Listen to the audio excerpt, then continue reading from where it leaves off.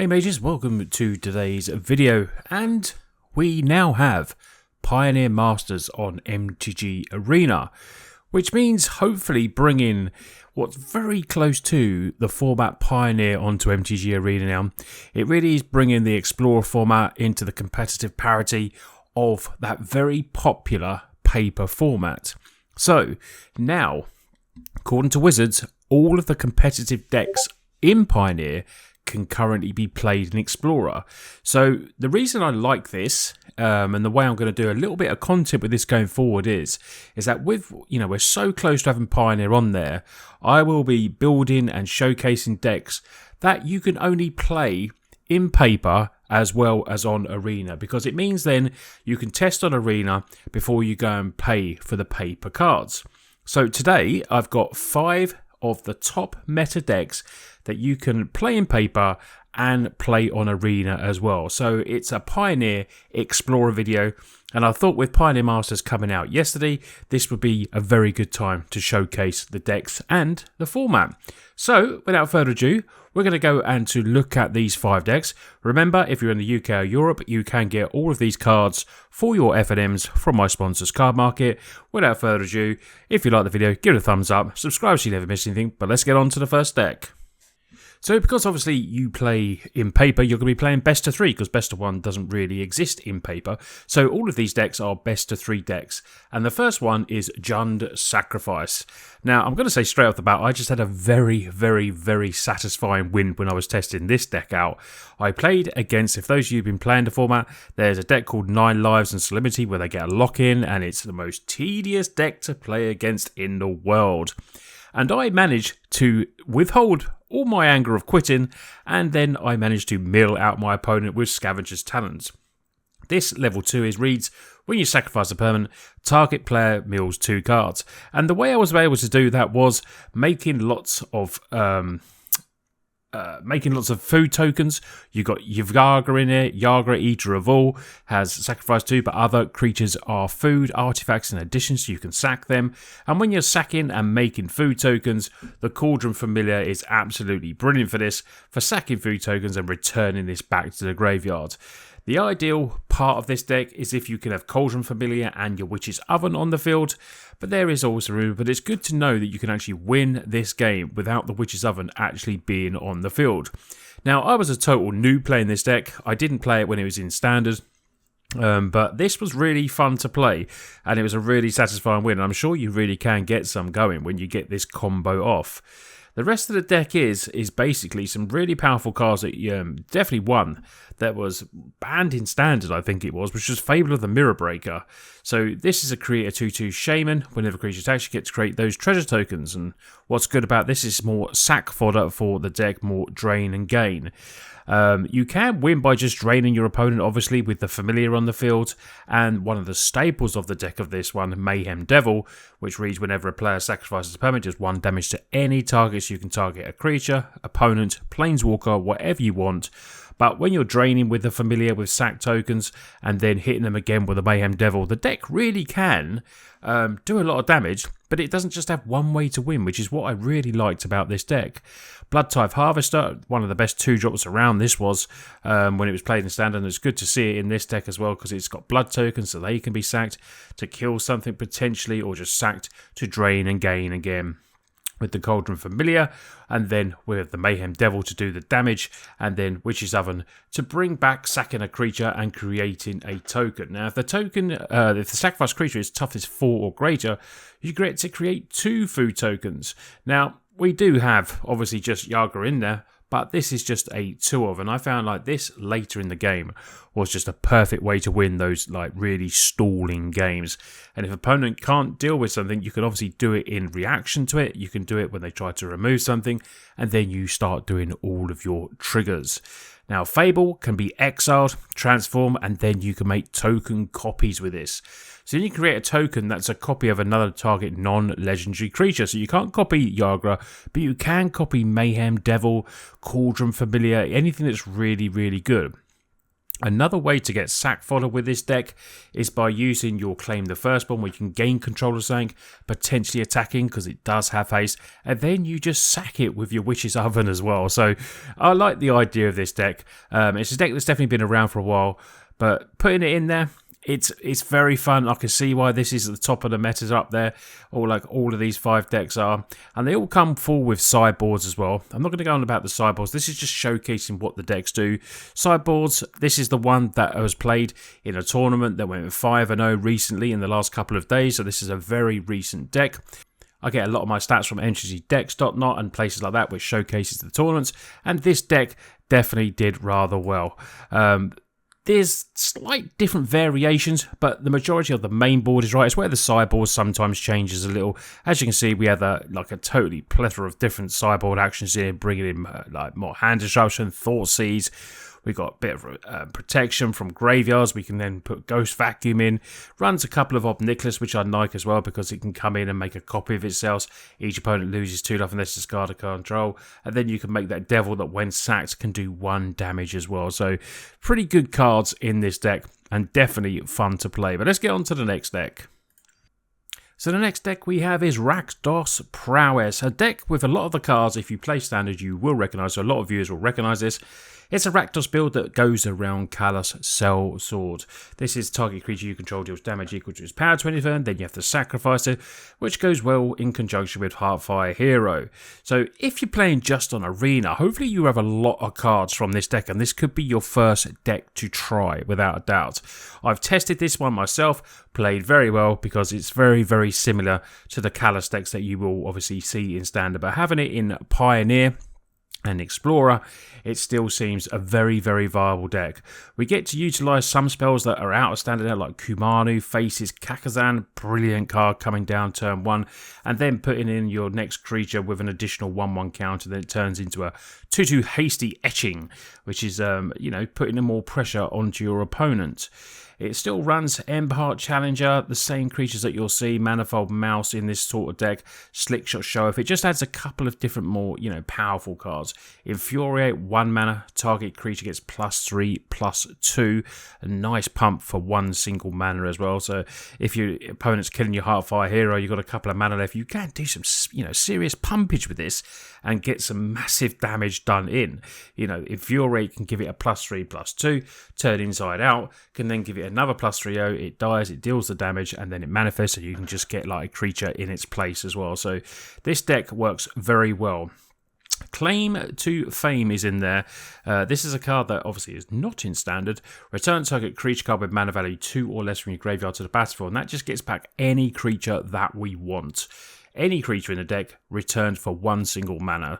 Fame is there, and then target creature +2/0 and gains haste to end a turn, but your Claim is really what you're using this for, is just to get back, because,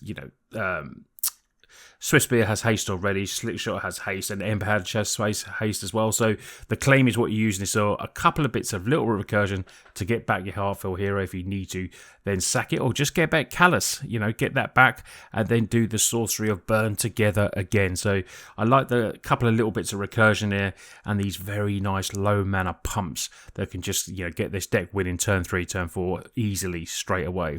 Land base, you're adding in some nice lands when you're adding into Explore and Pioneer here. Blood Crypt, pay the 2 life, comes in untapped.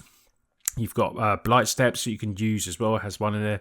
Then the Bugbear, really cool, can turn this into a 3/2 gobbo when it attacks, makes a 1/1 gobbo as well. And then Raminate Ruins, pay 4, sack that desert, 2 damage, a good way to finish off a game as well. Sideboard, it has Fatal Pushes, Screaming Nemesis to stop your opponents potentially gaining life if this is dealt damage, and then Thought Seize is in a lot of decks that run black, and Obnicholas is in this one as well. So a couple of really nice crossover cards from the first deck. And yeah, Rakdos Prowess. For me, if you're playing aggro and you like aggro and you've been playing it in Standard, this could be your very good first choice of a deck to play in Explorer/Pioneer. Now we go to a super popular deck, which is Izzet Phoenix. Now Izzet Phoenix is now playable in Explorer because it's now dropped Treasure Cruise into the Arena, which means now the Pioneer deck can be played fully. This is a version that did very well in a recent tournament. Treasure Cruise obviously in there as a fawn-off. And Izzet Phoenix is a card that you play lots of low mana spells. As you can see, that row of 1 mana spells there. And then if you cast 3 or more, you get this back from the graveyard. So you can discard this early, then get them all back in flying with haste. Now, if opponent doesn't have exile, these will keep coming back because you have so many spells. 17 instants and 8 sorceries to be able to do that. Just the 19 lands, 2.3 average CMC, another low one. But yeah, the idea of this deck is to play lots of spells. You got Consider, Surveil. You can Surveil obviously your Izzet Phoenix in there because you don't need him in your hand. You don't really want to be playing this for the 4 mana. If you do, you have to, then you have to do it. But the idea is to use cards like Opt, Scrying one, finding what you need, sleight of hand. You've got so many different ways to, go through your deck. Picklock Prankster, milling 4 cards, then putting an instant or sorcery card back into your hand, so you can mill potentially the Izzet Phoenix in there. And then you start shrashing off these spells. And because all these, little ones are 1 mana, Fiery Impulse, 2 damage, Lightning Axe, 1 mana, discard the Phoenix, get it into the graveyard, and then do 5 damage. You can see the idea of this deck. It then builds up where potentially then with all those 1 mana spells in there, you're playing Treasure Cruise, drawing 3 cards for 1 mana. It is super sweet. Treasure Cruise, definitely one of the most overpowered commons for a very long time in Magic, without a doubt. Banned in formats as well, it was. So the other creatures to talk about: single Brazen Brorer, return target non-land permanent opponent controls to his hand, getting rid of the flyer so your Phoenix potentially can get through. 4 Ledger Treasures, when you cast the second spell each turn, it gets to Connive. You're building this up rather easily with all these 1 mana spells, so easily casting that second spell. An opponent does it as well, it still triggers your Ledger Shredder. It has a single Prophet's Eidetic Memory in there. Enters, draw a card, no maximum hand size then, which is always nice. Combat on your turn. If you've drawn more than 1 card this turn, put X/1/1 counters on target creature. So what I found when I was practicing this deck in a recent stream, I found Artist Talent. When that was on the field, it did rather well for me. Non-creature spells you cast cost 1 less to cast. So it helps out a little bit, but the top bit is like whenever you cast a non-creature spell, you may discard a card, draw a card. That is what you really, really want with this, because the level 2, paying 3 mana, these all cost 1 already. So they're not. You've got to pay the colour pip, so they're not actually going to cost less. But the actual having this ability to draw, discard, or discard, draw, should I say, is a great way to get this in and then find what you need and string those spells off, which is what this is all about. And then keep stringing spells off to get these attacking for the win. Sideboard. It's got a sideboard here, a mix of everything, a bit of counter magic in there, mystical dispute, a null. That does come in clutch sometimes. In my recent game, that my version had a one of these in the main, and for some reason it just kept coming in clutch for me. So yeah, I definitely would keep that in there. And then just a mixture of one-ofs and various other cards that could be, handed you. A Crackling Drake I love to see in the sideboard. This is a really cool uncommon. Total power is equal to number of instants of sorcery. So yeah, really big, just like a vanilla creature that's star 4, easily killed. But you can't not play a creature because it dies to removal, can you? You just can't do that in Magic. But yeah, it's just a favourite card of mine, and I play that in Commander a bit as well, so I do like that card. But Izzet Phoenix, very sweet deck. Takes a bit of working to get used to. Maybe not your first deck to play, because it really does take some getting used to, but you can fumble your way through it like I did, for sure, if you saw a recent stream. If not, you can go and watch the VOD on Twitch and have a look at that. And yeah, I managed to get wins with it, so it is a good deck then. So this, I think, is the most played current Tier 1 meta deck. It is Rakdos Demons. Demons, very good, because Unholy Annex is just an absolute demon of a card. Great card. You play the Annex, beginning of your end step, draw a card. If you control a demon, each opponent loses 2 life, you gain 2 life. Otherwise, you get to lose 2 life. Pay 5, unlock it, create a 6/6 demon. It's a just a way of going through your deck. It's a card drawing machine, and while it does drain you, you've got demons in here that can, like Archfield of Dross. The Dross is the big 6/6 for 4 mana. Get that in there, then you start draining opponents. It doesn't take many attacks. They have to deal with the Archfiend, even though there's a clock for yourself. When another creature opponent control dies as well, the controller loses 2 life. So it's so much drain with this, and of course, Fable is going to be played in most of the Rakdos decks because it's just such a powerful card. You know, good enough to get banned it was. So it tells you how good the card was. Create a 2/2 red Goblin Shaman creature token. Whenever this creature attacks, create that token, like we said. Discard a card up to 2 cards, then you draw that many cards, then you exile it, and then you can start to copy non-legendary creatures. And remember, Archfiend is non-legendary. Also, Graveyard Trespasser in there. It does run, you know, it says Demons because it's running the Archfiend and Unholy combo. It's not going all in with stuff because it's just, you know, it's just not powerful enough for this type of format, I don't think, which is why it goes different. You're adding in cards like Thoughtseize, super powerful. Stripping Hands, Duress as well. Still got Bloodfield Harvester in this deck because, you know, some of these Rakdos cards that were previously in Standard that you might recognise if you've been playing a while, you know how strong they were. They were just so good, and they're in formats like Explorer Pioneer. You just know that they're just really good cards. Nice to see Unstoppable Slasher in here because that is a clock and it always has to be dealt with twice. If it's not dealt with twice, well, you know, how about making a copy of it? Create a token as a copy of it, except it gains haste, and then you just start attacking in with haste, and it gets sacked. I love that interaction there. I think that's just really, really cool. Removal, Fatal Push is a great early removal for this format. Go for the throat and anoint. But yeah, this is the Demon Unholy Annex deck that works really well with Archfiend. That's the main part of the deck. Just the one Shieldred because it does run an extra one in the sideboard. And then just some of my favourite cards from recent, you know, Standard. Invoke Despair. I love that card. Straight in there. Unlicensed Hearse. Getting attacking at graveyards. Crew 2 can be really big. It does run a couple of the Hitsugu Consumes All.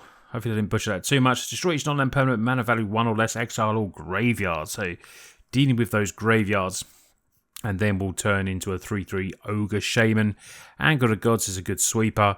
And then a couple of just, you know, potential useful cards as well. And a single Colligan's Command. Return target creature from your graveyard to the hand is nice if you want to get back your Archfiend and start doing the process. Or your single Shieldred, unless you put the other one in. But yeah, a very cool deck. Different, obviously, to the standard Demons type of deck that goes Dimir. This one goes Rakdos because, you know, having Fable is just so good. And adding some of the sideboard cards that add red, it just gives you that extra bit of power that I think you need. But let's get on to the final deck. So the final deck is a Selesnya Green-White Company deck. Eclectic Company, a personal favourite of mine. I left this one till last because I just love this card. Look at the top 6 cards you like. Put 2 creature cards, value mana 3 or less. From them onto the battlefield, put the rest on the battlefield, end a turn, opponent's turn, slashing this in is really cool. And of course, you're going to have every creature that is a hit in this deck. It doesn't run, sometimes the decks run a couple of 4-drops, but then you're liable to get a duff sometimes. But this runs some really cool cards, so I'm going to have to craft this. I'm missing the single voice, and I think maybe a couple of Aven Interpreter as well, but when this enters exile target spell, it becomes plotted. Spells your opponent casts from graveyards or exile 2 more to cast. It's really nice. You've got Apparition that comes in and potentially like exiles a non-land permanent, which I do like as well. It's just such, it's got some really cool interactions here. Quite control-y. Archon of Emeria. Each player can't cast more than 1 spell and non-basic lands your opponent's control come in tap. So this is a very controlling type of Collected Company deck with 3 Thalias in there because we're very creature-based. 35 whopping creatures. Look at that. That is, you know, you're going to be hitting. That is over 50% of your deck. So you've got a very, very good chance of hitting them. And look, we've even got 4 sheep. So what a cool deck, eh? This is definitely my favourite deck. Ramping out Llanowar Elvish because you want to be getting this potentially down turn 3 if you can. And then putting the pressure on. Enduring Innocence is great. New from the new sets recent. Because this can come in and trigger that drawing cards. So you can go through your deck with this. And then find your wearable. You know, find whatever you need. Exile to 1 target non-fox as well. Fox creature. So plenty of controlling aspects. And me as a blue mage, this is a deck that appeals to me. And definitely one that I'm going to craft and give a go to.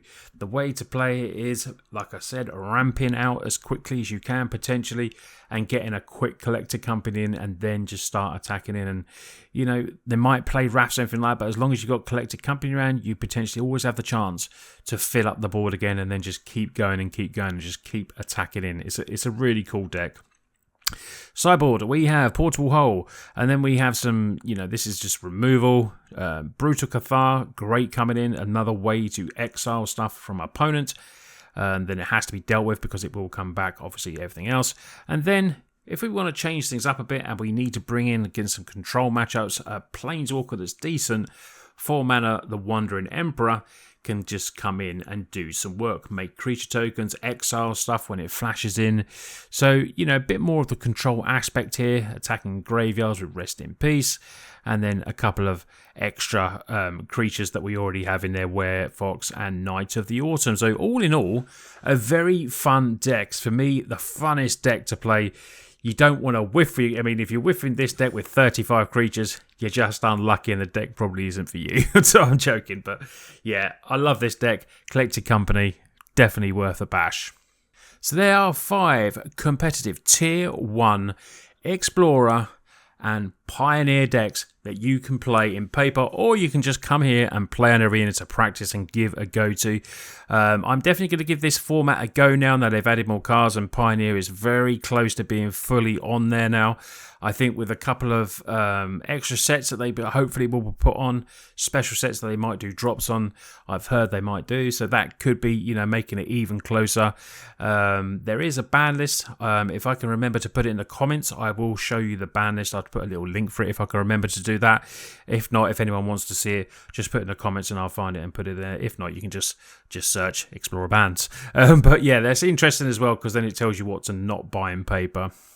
Thanks for watching today's video. I hope you're going to give this format a try like me. I will try and do some budget decks for it as well, see if we can get some real budget decks out there to, you know, play something a little bit different.